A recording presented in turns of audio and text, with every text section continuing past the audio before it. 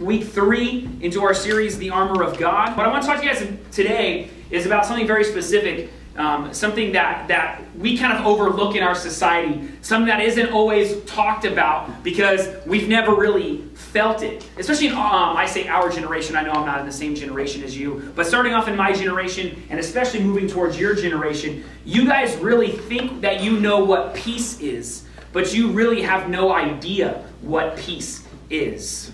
Because we're so busy. We're constantly bombarding ourselves with not only media, but with just staying busy.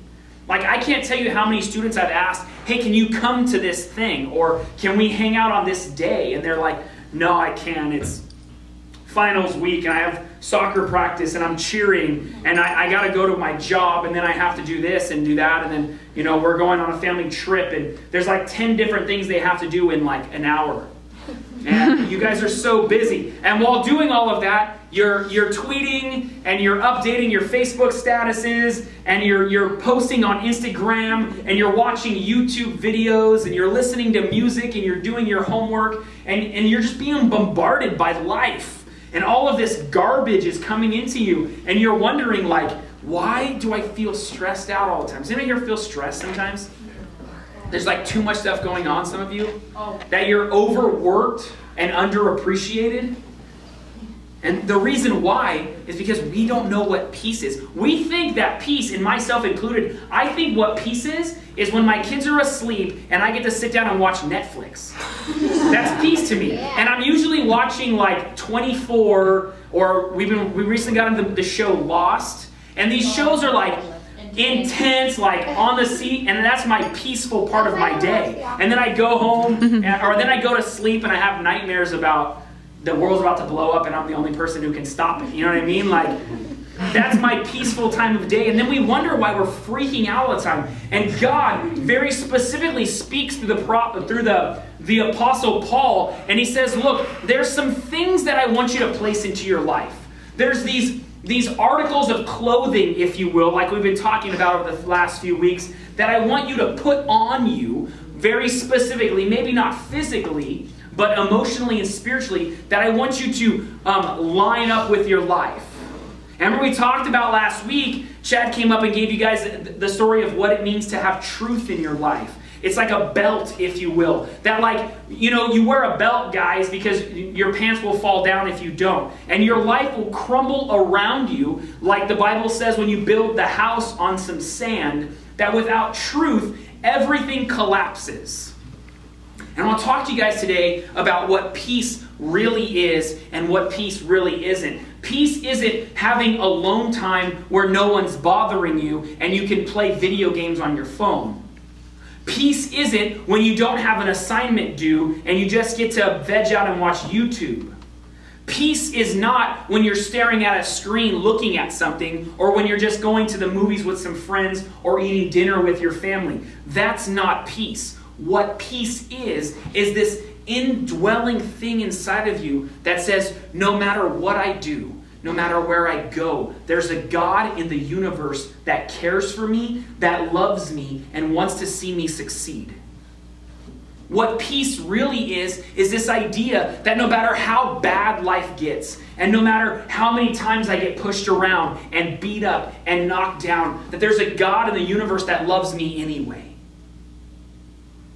What peace is this thing inside of you that says, I want to search out and find God. I want to drop everything I'm doing and get in relationship with God. It's why I adore Yosemite. It's why I love hiking. It's why this fat body of mine goes and tries to run. Because I can tune everything out and I can put worship music in my ears and I can just run for mile after mile after mile and sense the presence of God. What peace is you and God together. What peace isn't, and what a lot of times I believe we feel in our society, is being estranged from God because we're putting things in our way from feeling Him.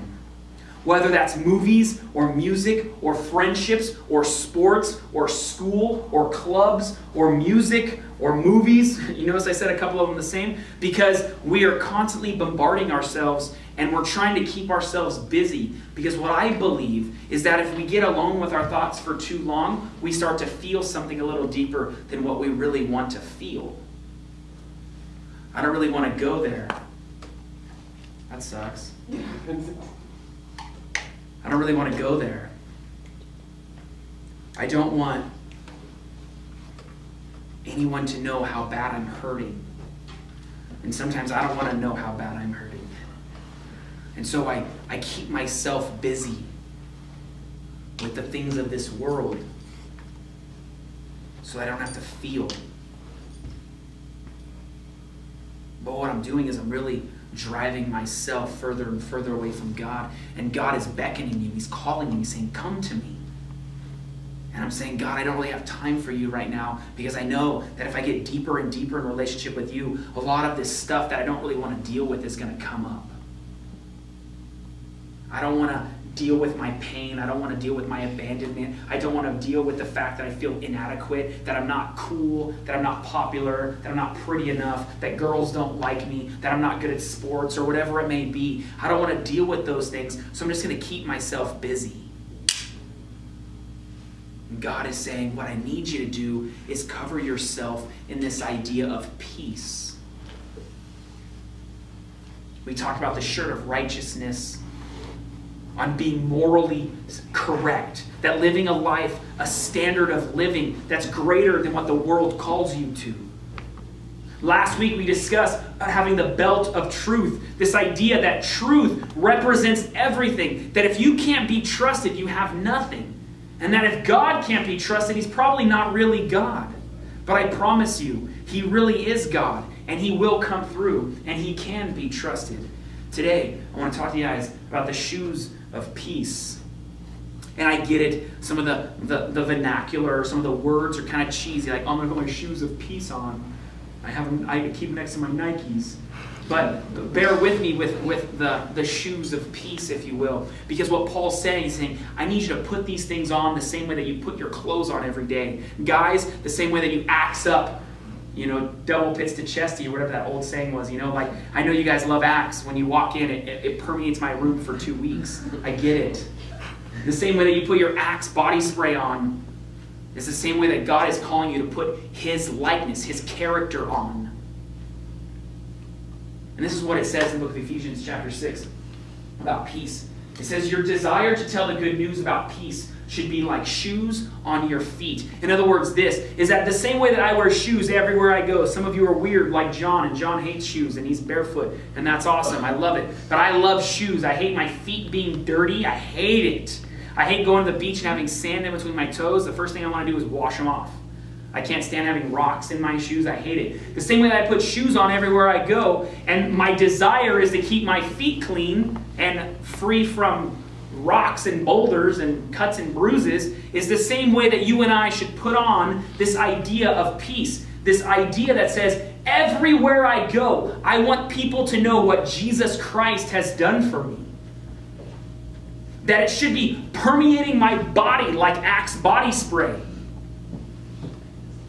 That everywhere I go, people look at me and say, wow, I want that peace of mind that Audrey has. And she should just want to tell everyone, man, the reason why I am the way I am is because God has changed me. The reason why I am the way I am is because there's a God who's alive and he's working in my life and he gives me peace.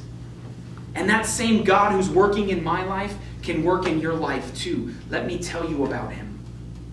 You see, God is real. He's not a figment of your imagination. He's not imaginary. He's not a fairy tale. He's real, and he's acting within the fabrics of time. And he's saying, I want you. That you're the one I chose. That you are mine. And that I love you. And all I want is for you to reciprocate that, or for you to give that back to me, God. That when you draw close to God, when you run towards God, the Bible says that God runs towards you. That when he sees you afar off and that you're turning your ways and you're saying, God, I'm finally understanding that you love me. The Bible says that God runs to you and picks you up and restores you. It's who he is. It's his nature. I want you guys to check out this next verse, please. It says, only God gives inward peace, and I depend on him. Psalm 62:5. This is written by a guy named David, and he's broken, and he's hurt, and the world has beat him up, and all of his enemies are surrounding him, not only trying to murder him, but they're trying to murder his kids, his family, and they're trying to strip away all of his wealth and take his kingdom. And he has nothing, and he's broken, and he's tired, and he's fighting this war that's seemingly endless. Have you ever felt like that?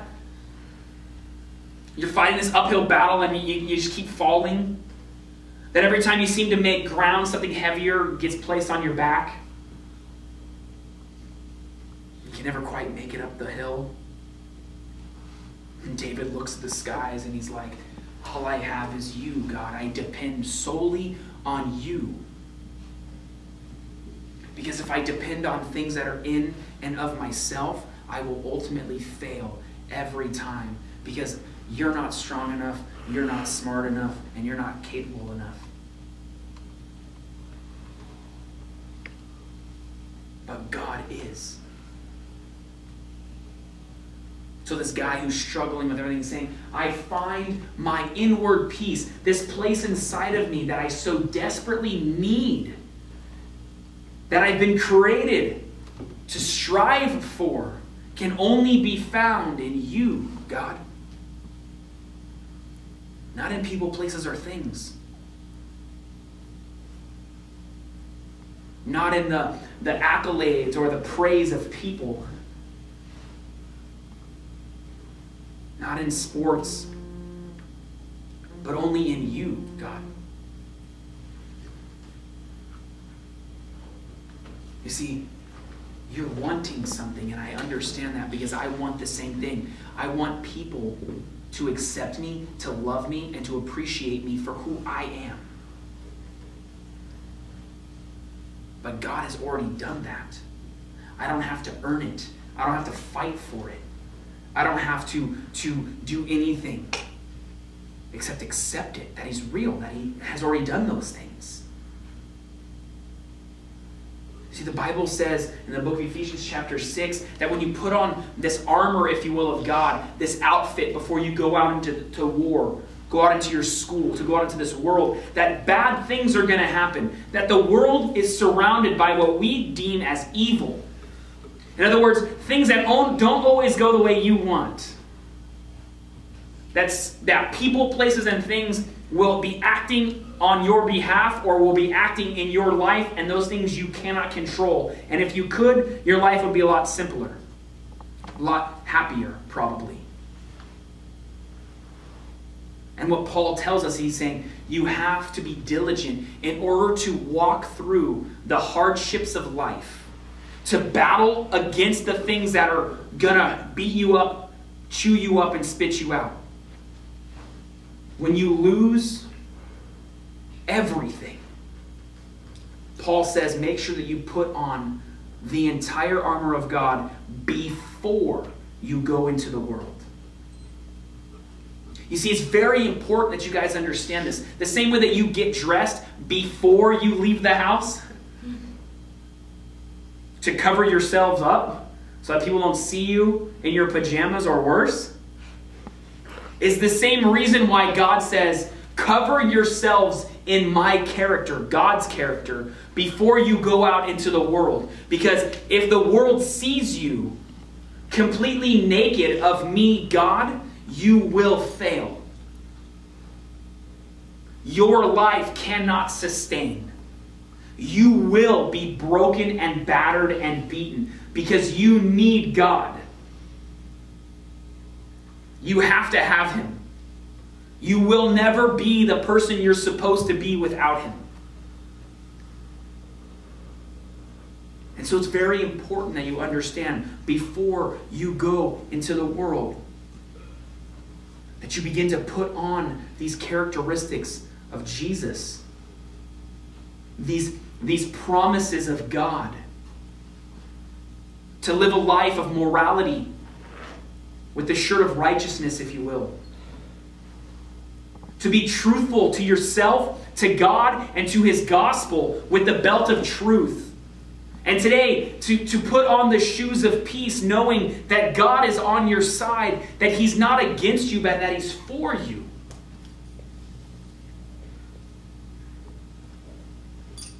He's saying, don't do anything without me. And don't forget that it's God bestowing blessing on you. And it has nothing to do with your talent or your good looks or how cool you are. And that's what God is saying. I want you guys to bow your heads, please. I want to ask you guys this question. There's some of you in here who have never submitted to God. And that's nothing weird, that's nothing crazy. It's a simple idea to saying, God, I give you my life, and I ask that you start working from within me to do the things that you want me to do. God, I believe you're real and that you love me. If there's anyone here today who says today for the first time, I want to accept Jesus. I believe that He's real and I call myself a Christian. The Bible says when you do that, you find life that never ends. That when you leave this planet, you go into a place of eternal happiness and bliss called heaven. If that's you today and you're saying, today I want to accept Jesus, I want to accept His gift of forgiveness, I want to accept His gift of acceptance, exactly who I am, exactly where I am right now. With no one else looking around, I want you just to raise your hand or catch my eye and say, today that's me, today. I want to say, I see that hand. Anybody else say, today that's me. And then I want to ask you guys this. Maybe some of you in here are struggling with finding inward peace. You've kept yourself so busy that you've forgotten who you are.